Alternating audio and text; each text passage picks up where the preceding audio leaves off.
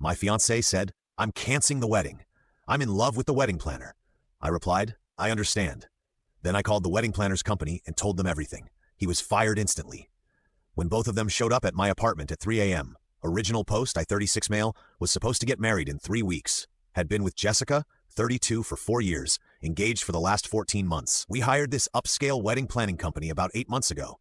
Cost us $12,000 for full service coordination. The wedding planner, Nolan, 29, was this smooth-talking guy who came highly recommended. Always dressed sharp, knew all the vendors, had that whole "I'll make your dreams come true" pitch down perfect. Jessica was impressed from day one.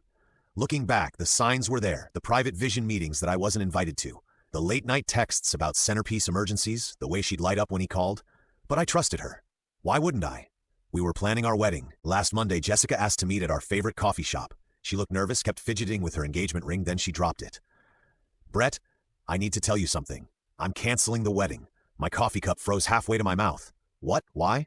What's wrong? I'm in love with Nolan. Just like that. 4 years gone. No build-up. No, we need to talk about our relationship. Just I'm in love with the wedding planner. How long, I asked?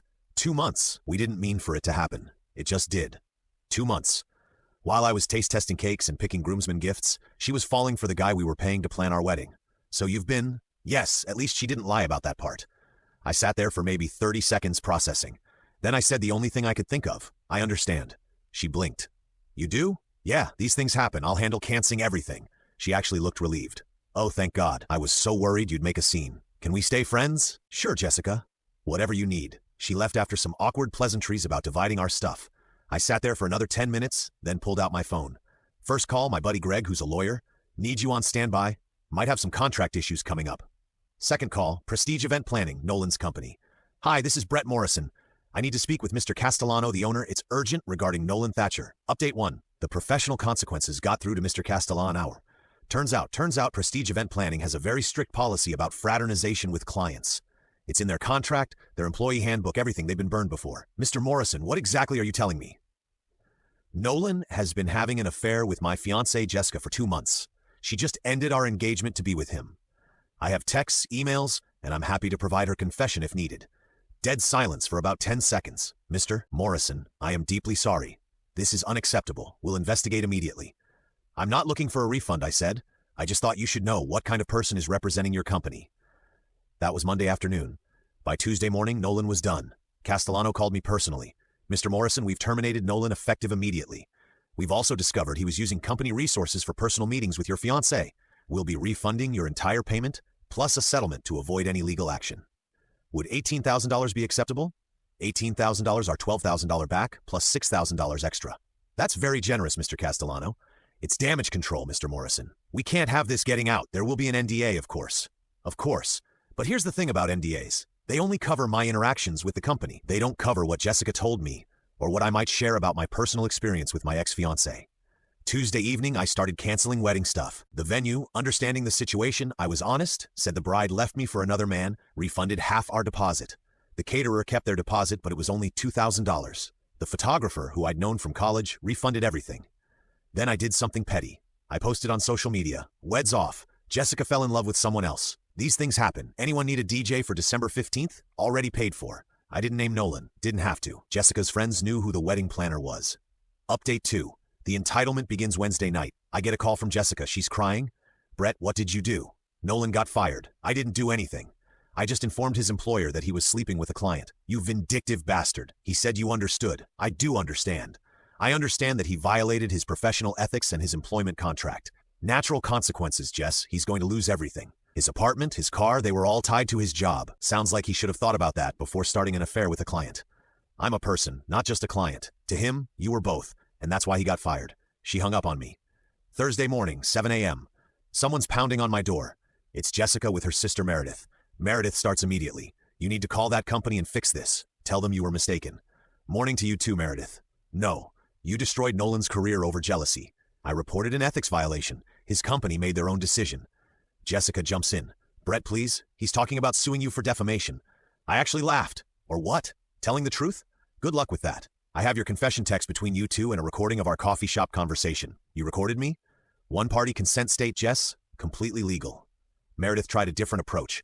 What about the deposits, the wedding costs? Jessica says you're keeping everything. I'm canceling everything and eating the losses except for what I can get refunded, which goes to me since I paid for it all. That's financial abuse. No, that's me not paying for Jessica's wedding to another man. They left after more shouting, but this was just the beginning. Update 3. Visit Friday was quiet. Too quiet. I should have known something was coming. Saturday, 3:07 a.m. Bang, bang, bang on my door. I check my doorbell cam. It's Jessica and Nolan. I talk through the speaker. Go away or I'm calling the police. Nolan starts yelling, open this door. We need to talk man-to-man. We have nothing to discuss. Leave. You cost me everything. My job, my reputation, everything. You cost yourself everything when you slept with a client. Jessica chimes in. Brett, please just hear us out. Nolan has a proposition. Against my better judgment, I opened the door but kept the chain on. Nolan looked rough, unshaven, wrinkled clothes. Far cry from the polished professional I'd hired. 5 minutes, I said.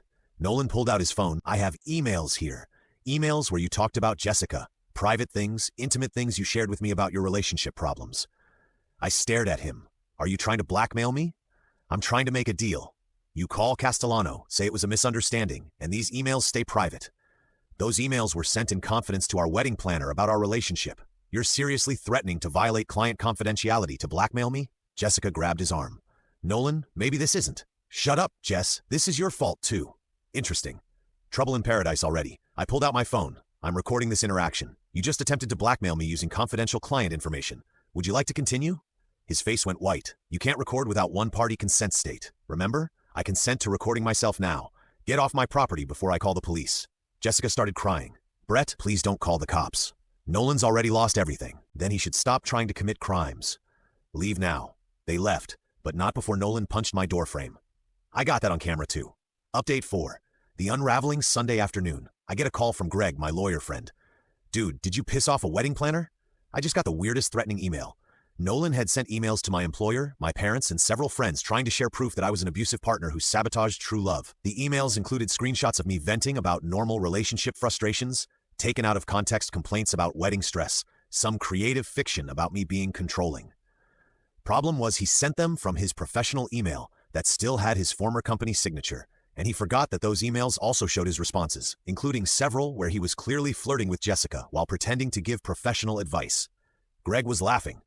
This idiot just gave us everything. He's violating client confidentiality, admitting to his affair timeline and showing professional misconduct. Want me to destroy him? How much would that cost? If you're loving this wild tale of karma and drama, hit that like button and subscribe for more heart-pounding stories straight from real life. Your support means the world. For this slam dunk, I'll do it for the entertainment value. Maybe throw me a nice bottle of scotch. Monday morning, Greg sent a cease and desist letter to both Nolan and Jessica. It outlined the blackmail attempt with doorbell camera footage, the violation of client confidentiality, harassment through defamatory emails, a promise to pursue criminal and civil charges if they contacted me or anyone in my life again. But the best part, Greg CC'd Castellano at Prestige Event Planning. Castellano called me an hour later. Mr. Morrison, I've just seen the letter your attorney sent. I am appalled. We're pursuing our own legal action against Mr. Thatcher for violation of his NDA and client confidentiality. Would you be willing to cooperate? Absolutely. Turns out Nolan's contract included a clause that he couldn't use client information for any purpose outside of company business for 2 years after termination. The penalty? $50,000. Update, the spiral Tuesday. Jessica's dad called me. Richard had always been a straight shooter. Brett, what the hell is going on? Jessica's at our house crying about lawsuits and destroyed lives. I explained everything. The affair, the confession, the blackmail attempt, all of it. Long pause. Jesus Christ. She left you for the wedding planner and he tried to blackmail you. That's the short version. Yeah, and now they're both being sued. Nolan is Jessica just got a cease and desist. Another pause. Brett, I'm sorry. We raised her better than this. Not your fault, Richard. The hell it isn't. Look, what can I do to make this right? Nothing to make right. Just keep them away from me. Done. And Brett, that money we gave Jessica for the wedding, that was for both of you. I want you to have it. Richard, I can't. It's $15,000. Brett, consider it an apology from the family. I'll handle Jessica. Wednesday morning, I woke up to 52 text messages from an unknown number. Jessica had gotten a burner phone. Please talk to me. Nolan's having a breakdown. He might lose his license. This is all my fault. I made a mistake. Can we meet? I'll leave Nolan if you drop the charges. That last one was telling. I screenshot everything and sent it to Greg. Thursday, another 3 a.m. visit. This time just looked terrible. Hadn't slept, hadn't showered. Mascara streaks down her face. Brett, please, just 5 minutes. Jessica, you're violating the cease and desist. I'm calling the police. I don't care. Call them. At least I'll get to say what I need to say. I actually felt bad for a second. Then I remembered she'd been sleeping with our wedding planner for 2 months. You have until the police arrive. Nolan's not who I thought he was. He's angry all the time now, blames me for everything. Says I ruined his life by falling for him. You both ruined your own lives. I know I messed up. But Brett, what we had is gone, Jessica. You killed it. I want to come home. This isn't your home. It never was. Your name isn't on the lease. 4 years, Brett. Doesn't that mean anything? It meant everything. Past tense. The cops arrived. Jessica went quietly. I declined to press charges, but got a restraining order filed the next morning. Update 6, the finale. It's been 3 weeks since the coffee shop confession. Here's where everyone landed. Nolan sued by his former company for $50,000. Lost his professional certification for ethics violations. Last I heard, he moved back in with his parents and is working at a restaurant. The sophisticated wedding planner is now a waiter. Also, apparently he's telling people Jessica seduced and ruined him. Real class act. Jessica living with her parents' house, or Richard cut off her financial support and told her to grow up and face consequences. She's working retail now since her part-time influencer career somehow couldn't pay rent. Tried starting a new Instagram about surviving narcissistic abuse, but it got roasted so hard she deleted it within 48 hours. The company Castellano sent me a final check for $22,000 total. The extra was to ensure my silence about which company it was. He also blacklisted Nolan from every vendor in the industry. Turns out wedding planners have their own network and Nolan is basically radioactive now. Me, I'm doing okay. Not great, not terrible, just okay. Went to therapy for a few sessions to process everything. Took a solo trip to Vegas with some of the wedding refund money. Lost $500 at blackjack, but had a blast. The apartment feels different now, emptier, but also cleaner somehow. Like I fumigated the place of toxic energy or whatever Jessica would have called it. My brother summed it up best. She left you for the help and thought you'd just take it. Instead, they both got exactly what they deserved. Each other and nothing else. Final update, one last visit. Yesterday, 6 weeks post-confession, I got one final visit. Not from Jessica or Nolan, but from Nolan's ex-girlfriend, Valentina. Your Brett, the groom. Ex-groom. But yeah, I wanted to thank you. Turns out Nolan had been gaslighting her for months about why he was coming home late, why he was so secretive about his phone. She suspected something, but he convinced her she was paranoid and controlling. When he got fired and the truth came out, everything clicked. He'd been cheating on me with your fiancé while planning your wedding. We actually grabbed coffee and compared notes. The overlap was insane. Nights he told her he was with vendors. He was with Jessica. Times Jessica told me she was with her sister. She was with him. Valentina's parting words, they deserve each other. Two cheaters who threw away good relationships for a thrill. Let them live with that. Edit, since people keep asking. Yes, I kept the ring. Sold it for $8,000, took a loss, but worth it for the closure. No, I haven't started dating yet. Still processing. Yes, Richard still checks in on me. We grabbed beer once a week. No, I don't regret anything. They made choices. I just made sure there were consequences. The $22,000 from the company, plus $15,000 from Richard, plus $8,000 from the ring, plus various refunds, which I actually came out ahead financially. Sometimes the best revenge isn't elaborate. Sometimes it's just letting people face the natural consequences of their actions while you refuse to be their safety net. Jessica wanted Nolan so badly she threw away 4 years. Now she's got him unemployed, angry and bitter. Nolan wanted to screw a client so badly he risked his career. Now he's got exactly what he earned. Nothing. As for me, I dodged a bullet. Better to find out now than after the wedding. The universe did me a favor, even if it hurt like hell at the time. Done with this chapter. Next one starts now.